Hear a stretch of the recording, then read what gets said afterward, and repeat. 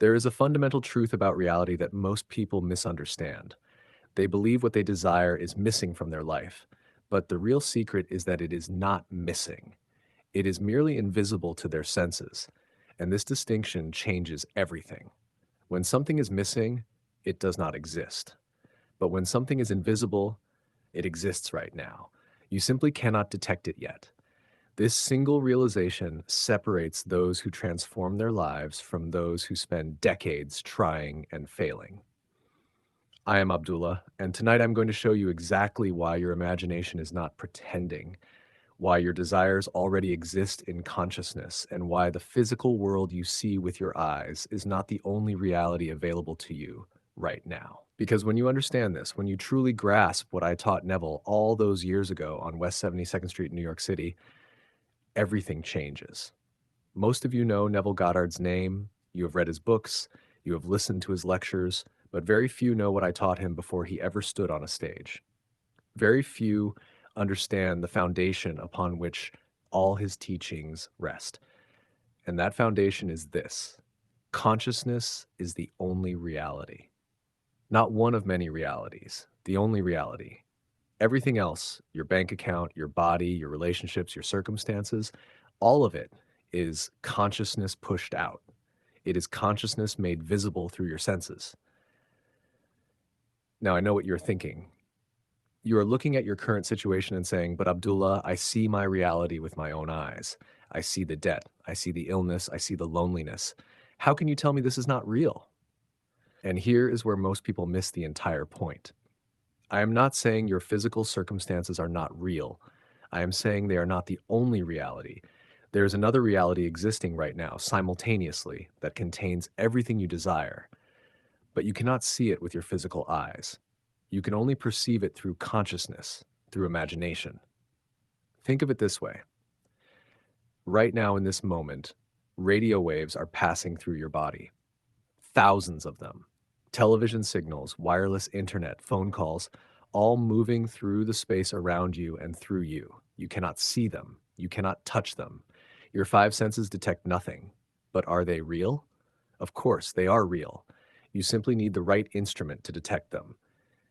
A radio picks up radio waves. A television picks up television signals. And consciousness, your imagination, picks up the reality that exists beyond your five senses. This is what I taught Neville. This is what changed him from a broke dancer in the Great Depression with no money and no prospects into a man who transformed thousands of lives. When Neville first walked into my lecture hall in 1931, he was desperate. New York City was drowning in unemployment, 17.5 million people out of work. And here came this young man from Barbados, talented, yes, but completely trapped by what his senses were telling him, trapped by what seemed to be his unchangeable reality. I looked at him that first day and said, Neville, you are 6 months late. He was startled. I do not know you, he said, but I knew him. The brothers had told me he was coming, and I knew that what he needed was not sympathy for his situation. What he needed was the truth about consciousness, the truth that would set him free. Now, let me tell you about the distinction between invisible and missing, because this is where most people fail. When you look at your bank account and see no money, you assume money is missing from your life. But money is not missing. Money exists right now. Millions of people have it. Billions of dollars are moving around the world this very second. Money is not missing. It is invisible to you. It has not yet materialized in your specific experience because you have not claimed it in consciousness. The same applies to health. Health is not missing from reality. Millions of people are healthy right now. Health exists.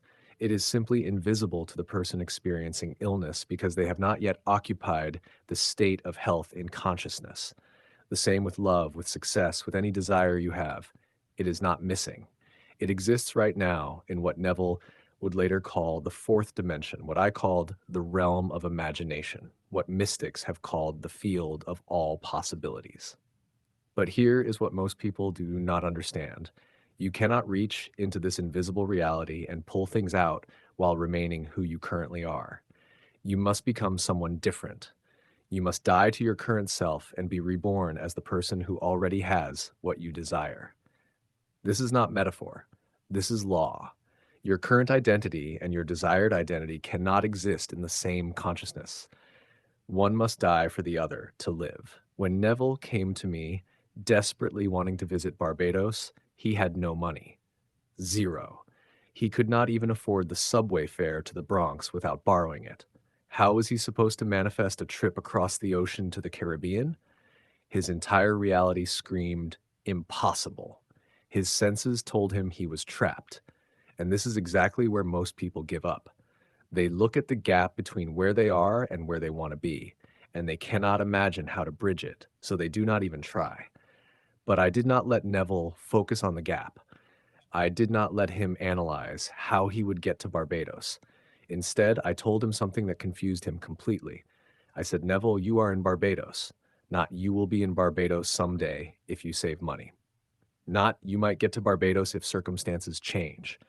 You are in Barbados right now in consciousness. He protested, of course. He said, but Abdullah, I am standing right here in your apartment on West 72nd Street. How can you say I am in Barbados? And this is the question everyone asks when they first encounter this teaching. How can I be something I am not? How can I have something I do not have?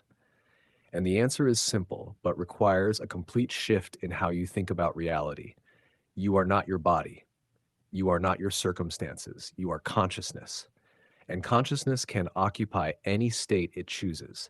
Right now, in this moment, you can close your eyes and imagine yourself anywhere. You can imagine yourself wealthy. You can imagine yourself healthy. You can imagine yourself loved. And in that moment of imagining, you are occupying that state in consciousness. The question is not whether you can imagine it. The question is whether you will persist in that imagined state long enough for it to materialize in your physical world. This is what I taught Neville to do. I told him, you must sleep in Barbados, not physically, but in consciousness. You must see Barbados when you close your eyes. You must hear the tropical sounds. You must feel the warmth. You must smell the ocean. You must make Barbados so real in your imagination that it becomes more real to you than the basement apartment on 75th Street where your senses say you are living. And Neville did exactly this. Every night, he would close his eyes and imagine himself in his mother's home in Barbados. He would see the palm trees. He would hear his family's voices. He would feel the humid air on his skin. He was training his consciousness to occupy the state of being in Barbados. And the more he practiced, the more natural it became, the more real it felt. But here's where it gets interesting. Days went by, then weeks, and nothing changed in his physical circumstances. He still had no money. He still had no ticket. The last ship to Barbados for the season was leaving on December 6th. Time was running out, and Neville came to me in late November and said, Abdullah, I am no nearer to Barbados than I was when we started. I said, you are in Barbados. And then I turned my back on him, walked to my bedroom, and shut the door in his face. This was not cruelty. This was teaching.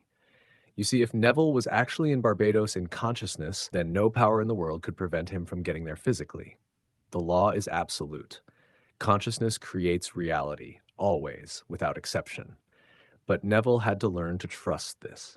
He had to learn to persist in his assumption, even when his senses showed him nothing had changed. This is where most people fail. They imagine for a few days, see no results, and give up. They go back to accepting what their senses tell them. And so they remain trapped in the same reality year after year. But Neville persisted. And on December 3rd, just 3 days before the last ship sailed, he received a letter from his brother Victor in Barbados. His brother had no idea Neville wanted to visit. No one in the family knew. But his brother wrote saying the whole family would be together for Christmas for the first time in years. And he was enclosing a $50 draft for Neville to buy a suit and come home. In 1933, during the Depression, $50 was substantial money, enough for the trip and more. Neville went to the steamship office. They told him they could only accommodate him in third class. First class was full. He accepted. But when he arrived at the ship on December 6th to board, the ticket agent said, Mr. Goddard, We have good news. We had a cancellation. You can now travel first class. And Neville sailed to Barbados exactly as he had imagined it. First class, arriving in time for Christmas, seeing his entire family together. Now, here's what most people miss about this story. They think the miracle was the letter from his brother. They think the miracle was the $50. They think the miracle was the first class cancellation. But these were not miracles. These were simply consciousness materializing itself.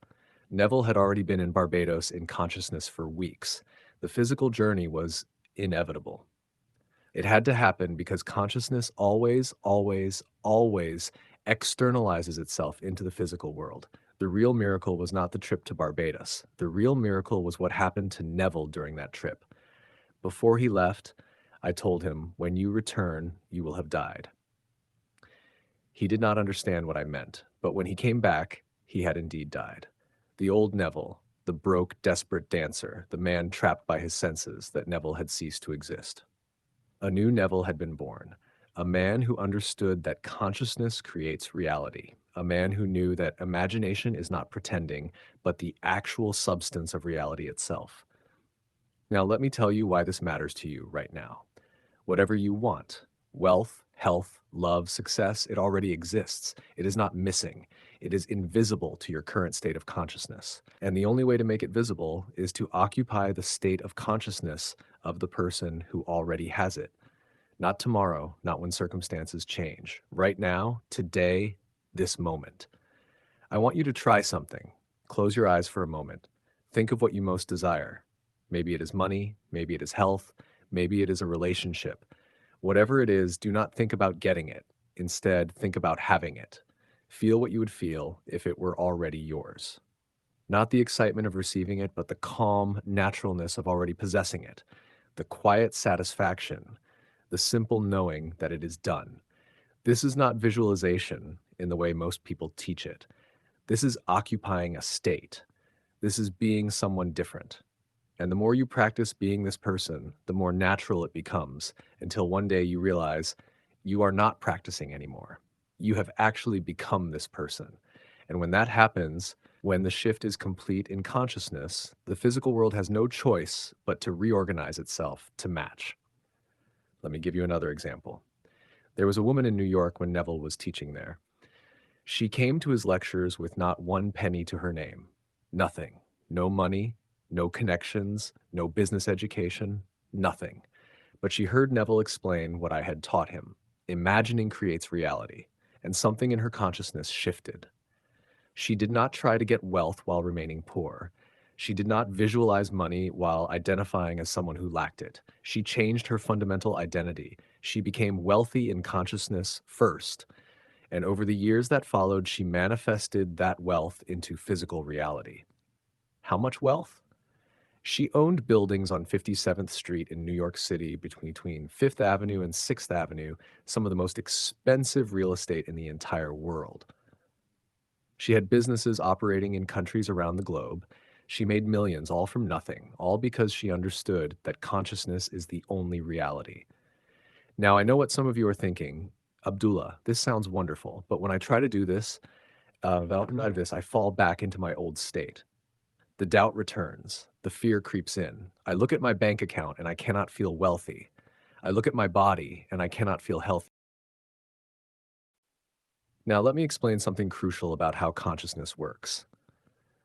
Most people believe they need evidence before they can believe. They say, "Show me the money in my account, then I will feel wealthy. Show me the healed body, then I will feel healthy.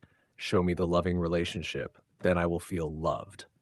But this is completely backward, and it keeps people trapped forever. Your new identity must come first. The evidence follows, always, without exception. The woman with buildings on 57th Street did not wait for evidence that she could build wealth. She became wealthy in consciousness, and then the evidence appeared, because consciousness creates reality, not the other way around. Think about Neville in that basement apartment. His senses showed him poverty, no money, no prospects, no way out. But he did not wait for evidence before occupying the consciousness of being in Barbados. He became someone in Barbados first, and then the letter arrived, the money materialized, The ship ticket appeared. The evidence followed the state of consciousness. This is law. So the question is not, how do I get evidence so I can believe? The question is, can I occupy the state of my desire before evidence appears? Can I be wealthy before my bank account shows it? Not. Can I be healthy before my body demonstrates it? Can I be loved before someone proves it? Because if you cannot, you will never manifest what you desire. You will always be waiting for evidence that will never come. This is why half measures do not work. You cannot be 50% wealthy and 50% poor. You cannot be partially confident and partially insecure. Consciousness occupies one state at a time, and everyone around you feels which state you are occupying. When you are practicing the wealthy identity but keep slipping back into poverty consciousness, people feel the poverty.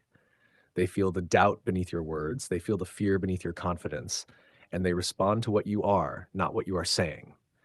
This is why Neville had to die to his old self, not improve it, not mask it, not cover it with positive thinking. Die to it completely. Only then could his new identity radiate purely. Only then could people feel the authority in his consciousness. You cannot fool consciousness. You cannot trick the law. You must actually become. And when you do, when you fully occupy the new identity, everyone feels it. They do not know why. They cannot explain it, but they're drawn to you. They trust you. They respond to you because consciousness attracts consciousness, and wealthy consciousness attracts wealth. Loved consciousness attracts love. Successful consciousness attracts success. So stop trying to fake it. Stop performing confidence while feeling fear. Instead, die to the fearful self. Kill it completely and be reborn as someone who knows, who simply knows without question that what they desire is already theirs in consciousness. And from that knowing, from that absolute certainty, the physical world will reshape itself to match. Now, here is something that might surprise you. When the transformation is complete, you will stop trying. You will stop visualizing. You will stop checking whether you are doing it right. Because trying implies effort. Trying implies you are attempting to become something you are not. But when you've actually become the new identity, there is no trying. There is only being. A wealthy person does not wake up every morning visualizing money. They simply move through their day from a consciousness that expects abundance. A healthy person does not constantly affirm wellness. They simply live from a body that feels well. A loved person does not keep checking whether they are lovable. They simply know they are. This is the goal. Not to become someone who works hard at manifestation, but to become someone for whom the desired state is completely natural. How do you know when you have reached this point? When you can think about your desire and feel nothing. No contraction in your chest, no anxiety, no fear, just the calm naturalness of someone who already has it. When someone mentions money and you feel the same neutrality as when someone mentions air. When someone asks about your health and you do not even think about illness. When you see couples and you do not feel lack, but simply recognize what is already yours in consciousness. This is what I taught Neville. This is what transformed him. And this is what will transform you if you truly practice it. Not for a day, not for a week, but persistently, consistently, until the new state becomes more real than the old one, until you forget you ever lived any other way. But I must warn you, this path requires courage. It requires death, the death of who you have been, the death of your familiar self, the death of the identity you have worn for years, even if that identity was painful. Most people prefer familiar pain to unfamiliar freedom. They cling to their poverty because at least they know how to be poor.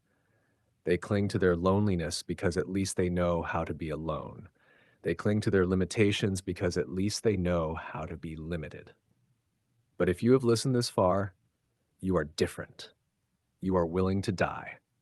You are willing to release the old self and become someone new. And I tell you now, this is the path, not technique perfection, not visualizing harder, not feeling it real with more intensity, but identity transformation. Complete, absolute, total. Become the person who already has what you desire, not tomorrow, not when evidence appears, now, today, this moment.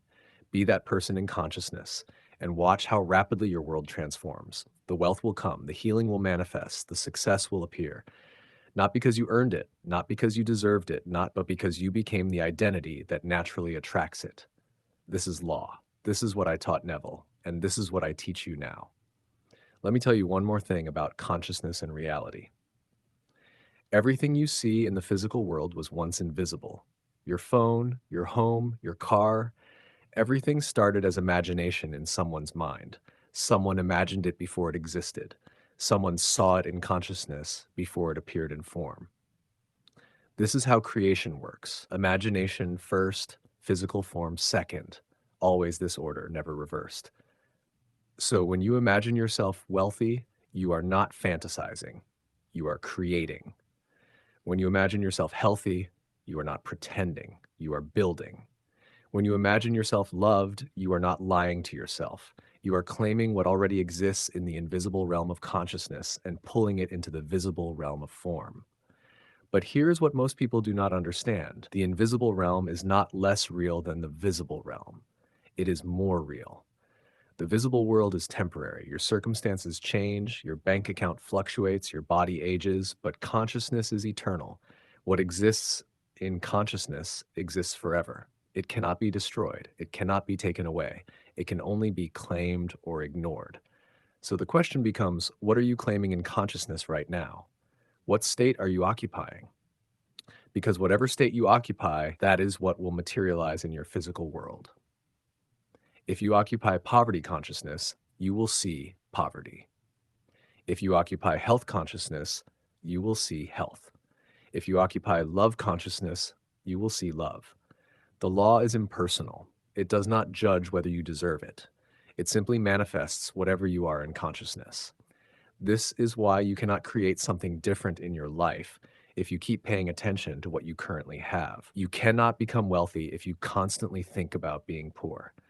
You cannot become healthy if you constantly focus on illness. You cannot attract love if you constantly feel unlovable.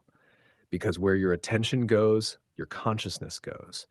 And where your consciousness goes, your reality follows. So you must learn to withdraw your attention from the visible world and place it on the invisible world.